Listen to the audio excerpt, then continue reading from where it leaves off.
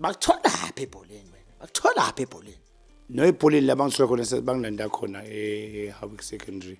Ngilanda amaZulu amancane under 19 and then from there I move kumaZulu ngalanda iBillers West sengifunda grade 11 and grade 12 eGoli eTasker Academy. That's when I matriculated. Ngasuka lapho ngathengwa eMasburg United ngaqala my professional career PSL.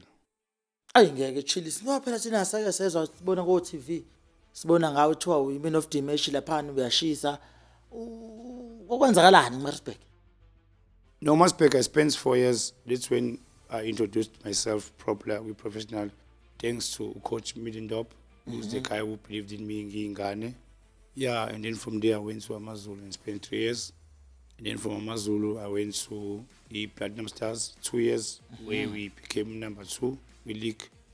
And then from there, I went to Richards Bay la FC. kumaZulu awusinabo number 2 awuno No, Platinum Stars. Platinum Stars. okay No, Kevin Johnson. okay